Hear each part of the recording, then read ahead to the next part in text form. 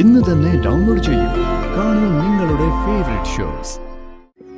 ഇപ്പോഴും ഞാൻ പറഞ്ഞിട്ടില്ല, അത് സഹിക്കൂലോ സാറേ. മാണിക്കുഞ്ഞ്, ഇതൊന്നും ഞാൻ അറിഞ്ഞില്ലടോ. വലിയ ബുദ്ധിമാനെന്നൊക്കെ സ്വയം നടിച്ചിട്ടും എന്നെ പോലൊരു മണ്ടൻ ഈ ലോകത്ത് വേറെ ഇല്ലടോ. മാണിക്കുഞ്ഞെ, ഇതാരാ വന്നിരിക്കുന്നതെന്ന് നോക്കി. നിന്റെ നവീൻ സാറ്.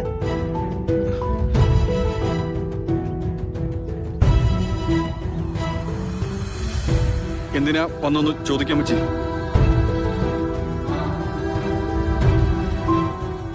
മാണിക്കുഞ്ഞിനോട് എനിക്ക് കുറച്ച് സംസാരിക്കണമെന്ന് പറയാൻ പറ്റി. ഓ, വലിയ വലിയ ആൾക്കാർക്ക് സംസാരിക്കാൻ പറ്റിയ സ്ഥലം ഇതല്ലെന്ന് പറഞ്ഞേക്കാൻ പറ്റി. ഇതൊക്കെ ചേരി പ്രദേശമല്ലേ? എന്തായാലും സംസാരിച്ചേ പറ്റുമെന്ന് പറയാം. എനിക്കൊന്നും സംസാരിക്കാനില്ല അമ്മച്ചി, അതങ്ങ് പറഞ്ഞേക്ക്.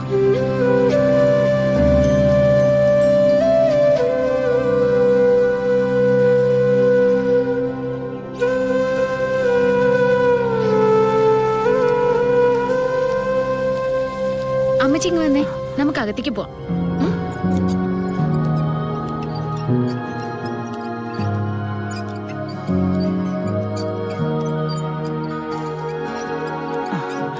മോളിരിക്കും മോളെ, വാ.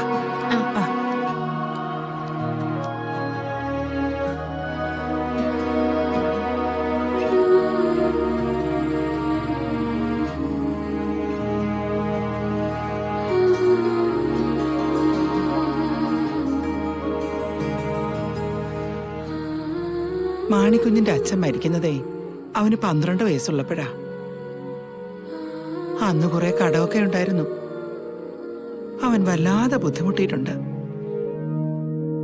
പിന്നെ നവീൻ സാറിന്റെ കൂടെ ജോലി കിട്ടിയതിന് ശേഷമാ ഞങ്ങളുടെ ജീവിതം ഒന്ന് മെച്ചപ്പെട്ടത്. അവന് മൂത്തവൾ ഒരുത്തിയുണ്ട്. അവളെ എങ്ങ് ചേരാനല്ലോ ഒരാ കെട്ടിച്ചത്. ആ വകയിലും കുറെ കടമുണ്ട്. കിട്ടുന്നതിൽ ഒറ്റ പൈസ പോലും അവൻ ചെലവാക്കില്ല. എല്ലാം എന്റെ കൈ കൊണ്ട് തരും. ഇപ്പൊ കടങ്ങളൊക്കെ ഒരുവിധം തീർന്നു. പണ്ടൊക്കെ എന്റെ മരുന്നിന്റെ കാര്യങ്ങൾക്ക് പോലും ബുദ്ധിമുട്ടായിരുന്നു.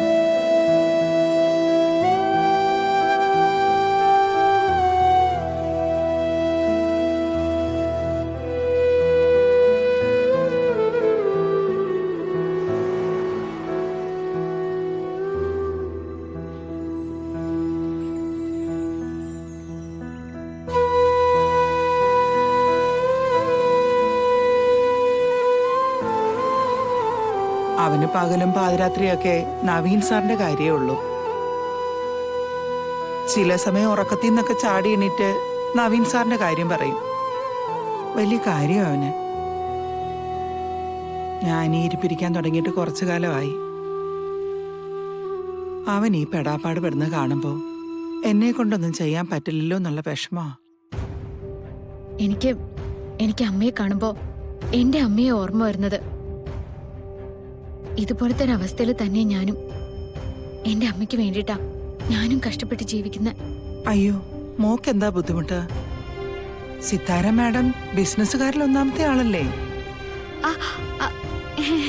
അമ്മ അതല്ല, മാണിക്കുഞ്ഞും അമ്മയും പോലുള്ള സ്നേഹാണ് ഞാനും എന്റെ അമ്മയും തമ്മിലെന്ന് പറഞ്ഞതാ.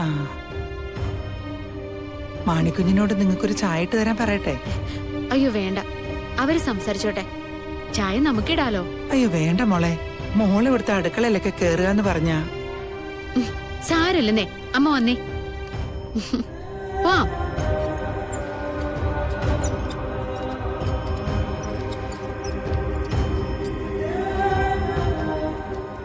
പഞ്ചസാരയും ചായപ്പൊടിയൊക്കെ ഒരടുക്കള കേറി കഴിഞ്ഞാ അതൊക്കെ എവിടെ ഇരിക്കുന്നെന്ന് എനിക്ക് അറിയാന്നേ. അതിന് മോളുടെ വീട്ടിലെ അടുക്കള പോലെ അല്ലല്ലോ. ഏത് അടുക്കളയായാലും അതൊക്കെ എനിക്ക് അറിയാമേ.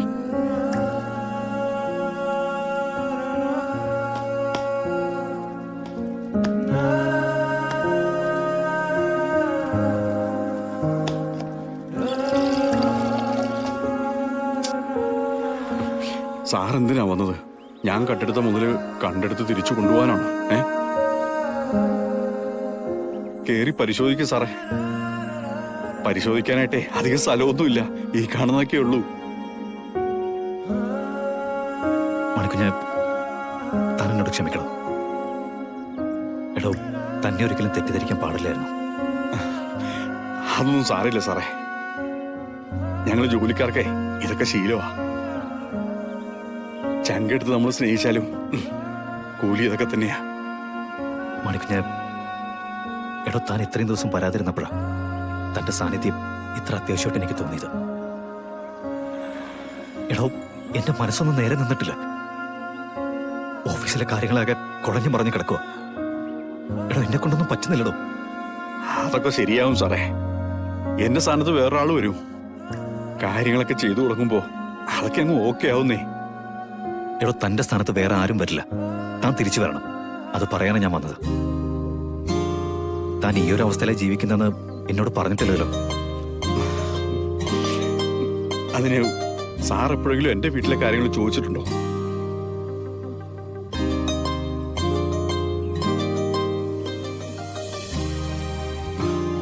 നമ്മൾ തമ്മിൽ ബിസിനസ് കാര്യങ്ങൾ സംസാരിക്കാറുണ്ട്, ഓഫീസ് കാര്യങ്ങൾ സംസാരിക്കാറുണ്ട്. അല്ലാതെ ഞാൻ എവിടുന്നാ വരുന്നത്, എങ്ങോട്ടാ പോകുന്നതെന്ന് സാർ ഇതുവരെ ചോദിച്ചിട്ടുണ്ടോ? ഉണ്ടോ സാറേ? എടോ, ഐ എം റിയലി സോറി മണിക്കുഞ്ഞ്. എന്റെ ഭാഗത്താണ് തെറ്റ്.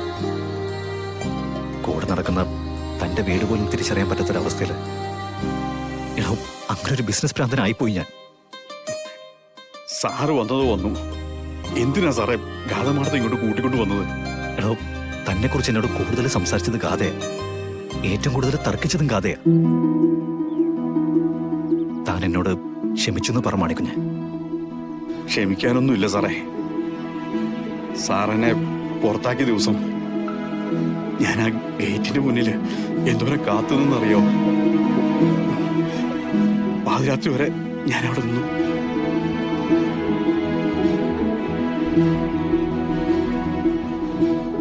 വീടിനകത്ത് ഓരോ ലൈറ്റ് തെളിയുമ്പോഴും സാറിനെ വിളിക്കാൻ വരുമോന്ന് പ്രതീക്ഷിച്ചാ ഞാനവിടെ നിന്നത്.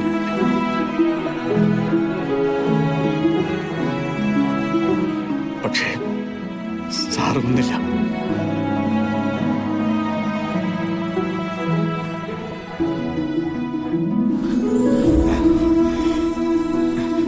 പിറ്റേ ദിവസം ഓഫീസിലേക്ക് ഇറങ്ങാൻ നേരം ഞാൻ ഡ്രസ്സൊക്കെ ചെയ്തിട്ട് ഈ ഉമ്മറത്തൊന്ന് നിന്നു. എങ്ങോട്ട് പോകണമെന്നറിയില്ല. ആരോട് പറയാനാ സാറേ?